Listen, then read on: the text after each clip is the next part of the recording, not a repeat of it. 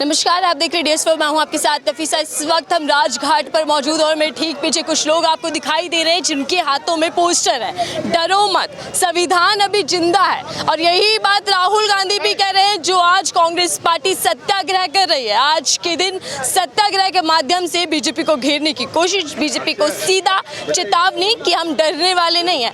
हाथों में डरो मत के पोस्टर। तो सवाल यही कि राहुल गांधी भी कह रहे हैं डरो मत, लेकिन उधर बीजेपी कह रहे हैं कि ओबीसी का अपमान किया है। सर, आपसे बात करते हैं, सबसे पहले क्या नाम है आपका? मैं संजय नीरज, दिल्ली प्रदेश चेयरमैन SC विभाग। डरो मत, संविधान अभी जिंदा है। आपको क्यों लग रहा है कि खतरे में था जो अभी जिंदा है? देखिए मैडम, आपको मैं बता देता हूँ, तो चाहता हूँ कि आपके चैनल के माध्यम से कि संविधान को ताक पे रख दिया गया है इस गवर्नमेंट ने, और जो पहले कभी नहीं हुआ, तानाशाह रवैया आज तक नहीं हुआ, आज दोहराया जा रहा है। ये जो करने जा रहे हैं, देखिए ना, इनके फैसले जितने आ रहे हैं ऐसे आ रहे हैं, डेमोक्रेसी को ख़त्म कर दिया जाता है और फास्ट ट्रैक पे इतनी जल्दी एक मुकदमा पेंडिंग डाल देता है। आपको शायद पता नहीं है, जिस बंदे ने ये मुकदमा किया था राहुल गांधी जी के ऊपर, उसी व्यक्ति ने अपना मुकदमा हाई कोर्ट में जाके ये कहा गया कि मेरे मुकदमे को अभी होल्ड पे डाल दिया जाए।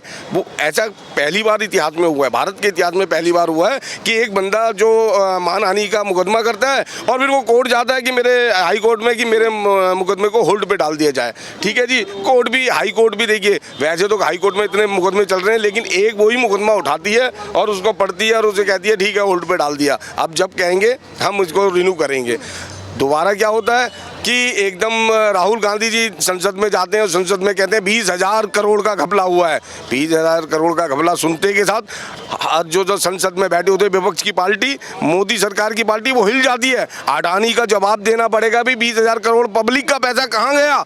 वो व्यक्ति को याद आता है मेरा एक मुकदमा चल रहा है गुजरात के अंदर, और वो मुकदमा दोबारा चालू कर दिया जाता है। वो गुजरात जाता है और इतना वास्ट गुजरात की कोर्ट, मैं सलाम करता हूँ कि अगर सारे भारत की कोर्ट इतनी जल्दी वास्ट काम करेगी तो जितना गरीब हमारे देश के जो गरीब वर्ग हैं, किसान वर्ग हैं, जिन पे आज भी मुकदमे चल रहे हैं, चलते आ रहे हैं, मर गए हैं, तो शायद उनका भला हो जाएगा। वो मुकदमा दोबारा खुलता है और दोबारा खुलता है और राहुल गांधी जी को 2 साल की सजा दे दी जाती है। और देखिए उससे ज़्यादा हमारे प्रधानमंत्री जी का कि उनकी सदस्यता वो एक प्लान के तहत होता है। जिस व्यक्ति को निडर है राहुल गांधी, उसकी आवाज को अकेला इस भारत में अगर गरीबों की आवाज उठा रहे हैं तो माननीय राहुल गांधी जी उठा रहे हैं। मैं आपके चैनल के माध्यम से पब्लिक को, जनता को ये बता देना चाहता हूं कि अगर उनकी आवाज रोकने की ताकत ये लोग रख सकते हैं तो आम आदमी के साथ क्या करना चाहेंगे। ये एक मैसेज है। लेकिन आप सबको क्यों लग रहा है कि ये सब कुछ साजिश के तहत हो रहा है या जानबूझकर किया गया? साजिश के तहत इसलिए हो रहा है मैडम, मैं आपके चैनल के माध्यम से कहना चाहूँगा, ये दोनों मिलकर हमारे देश के संविधान को ख़त्म करना चाहते हैं और ये कहते हैं कि ओबीसी का अपमान हुआ है। इसमें जिन चोरों को हमने जो कहा है कि ये लोग चोर हैं, जिन लोगों के नाम लिए हैं वो चोर हैं, वो चोर को चोर कहना कॉन्स्टिट्यूशन के अंदर लिखा हुआ है। मैं एडवोकेट हूँ खुद जी। आप एडवोकेट हैं? जी।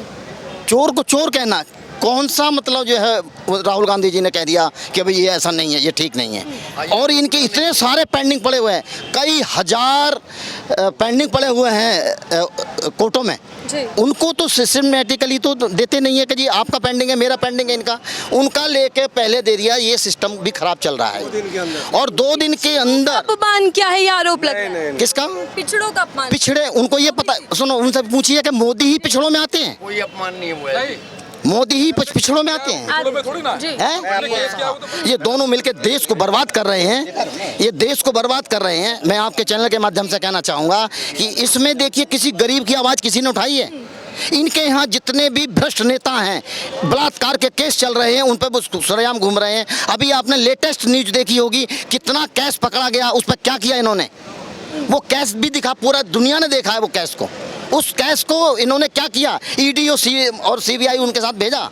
नहीं भेजा, क्योंकि ईडी उन्हीं के घर जाएगी जैसे जो हमारा कांग्रेसी है और ये विपक्ष का नेता है, कोई भी विपक्ष के नेता को उठा के डाल देते हैं। ये तानाशाह ये ऐसा कर रहे हैं कि इनको कुचल दो और फिर रामराज ले आओ। हम क्या कह रहे हैं? ये 27/4/2010 का है, जब मुख्यमंत्री थे गुजरात के नरेंद्र मोदी। ये दैनिक भास्कर भोपाल का संस्करण है। नरेंद्र मोदी ने दलितों को मंद बुद्धि बताया था। उस टाइम क्या आघात नहीं था दलितों के ऊपर? राहुल गांधी जी ने सिर्फ मोदी को कहा कि ये जो मोदी हैं जिस तरीके से भाग रहे हैं और उनको नहीं पकड़ा जा रहा है, इन पर कार्रवाई होनी चाहिए, उसका इन्होंने बखेड़ा बनाया। और जिस तरीके से इन्होंने दलितों के साथ अत्याचार किया है, आपने देखा कि मिर्चीपुर में जिस तरीके से दलितों के साथ अत्याचार हुआ, इन लोगों पर बुलडोजर क्यों नहीं चलता है? लेकिन बीजेपी तो अभियान शुरू करने वाली है ओबीसी के अपमान में, जो राहुल गांधी ने किया। ओबीसी का अपमान किया जी, उनके सारे का रिजर्वेशन खत्म कर दी, प्राइवेट कर करके ये जितनी भी ठेकेदारी में इन्होंने वो करा है, वो सारा का सारा जो हमारे जो दलित भाई हैं उनका सारा का सारा जो नौकरियां खत्म कर दी हैं, इन्होंने बर्बाद कर दिया। जाने के बाद क्या कहेंगे आप? देखिए, सदस्य तो इंदिरा गांधी जी की वही थी, लेकिन उसके बाद दोबारा किस तरीके से आई वो हम सबके सामने है।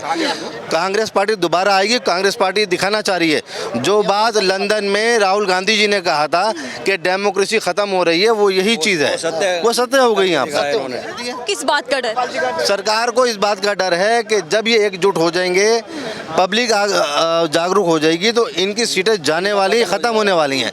2024 में इनकी सत्ता हिलने वाली है, इसलिए डरे हुए हैं। आप क्या कह रहे थे सर कि झूठे हितैषी हैं? ये गरीबों और पिछड़ों के मोदी जी सिर्फ वोट के समय में ओबीसी याद आते हैं, इनको पिछड़े याद आते हैं। ये झूठे हितैषी हैं, सिर्फ जब इलेक्शन का टाइम आता है तब याद करते हैं पिछड़ों को, नहीं तो पिछड़ों को तो कुचलते हैं। ये इन्होंने हमेशा पिछड़ों को मारा है, ये देश पे शासन करना चाहते हैं गुमराह करके लोगों को। सर, रविशंकर प्रसाद तो ये भी कह रहे हैं कि कांग्रेस के पास एक से बढ़कर एक वकील है, तो चूक कहाँ रह गई?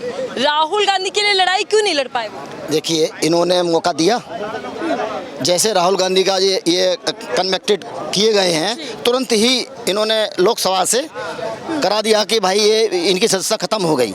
ये ऐसा लॉ नहीं है, उनको टाइम दिया जाता है, तब तक उनको वेट करना चाहिए था, लोकसभा को वेट करना चाहिए ताकि ये आगे जाएं और अपना रिव्यू पिटीशन डाल सकते हैं, और डालने के बाद में जो आता उसका परिणाम उसके बाद जो है ये कर सकते थे। लोकसभा में क्या किया इन्होंने, इनको जल्दी हो रही थी। तो जल्दबाजी किस बात की? जल्दबाजी इन्होंने इसलिए किया कि ये दोबारा फिर उठाएंगे ये 20 करोड़ का मामला, फिर उठाएंगे 20,000 करोड़ का मामला, ये संसद में फिर उठा देंगे। दादी से डर लगता है? बिल्कुल डर लगता है। सरकार को डर लग रहा था कि ये 20,000 करोड़ का मामला नीलम मोदी और ये सारे मोदी और ये अडानी जो है, अडानी का मामला फिर दोबारा उठाएंगे। इसलिए उठने से बेटर है कि इनकी सदस्यता खत्म कर दो, और सदस्यता खत्म हो जाएगी तो ये दोबारा लोकसभा में कोई क्वेश्चन नहीं उठाएंगे। ठीक है, बहुत बहुत धन्यवाद हमसे बातचीत करने के लिए। इन लोगों ने कहा है कि ओबीसी का सहारा लेकर बीजेपी सरकार बेवजह का बखेड़ा खड़ा कर रही है। ओबीसी का वाकई में अगर हितैषी होते तो कई काम अभी तक उन लोगों के लिए किए जाते, लेकिन ये तो एक अलग बात थी। राजनीति गर्म है, कांग्रेस वर्सेस बीजेपी एक बार फिर से बन चुका है, लेकिन सवाल ये कि राहुल गांधी अब क्या करने वाले हैं? सत्याग्रह आज कर रहे हैं, आंदोलन, जन आंदोलन की बात भी कांग्रेस कर चुकी है, लेकिन उससे हासिल क्या हो पाएगा? क्या कांग्रेस बीजेपी को टक्कर दे पाएगी? क्या कांग्रेस एक बार फिर से कम बैक कर पाएगी? फिलहाल के लिए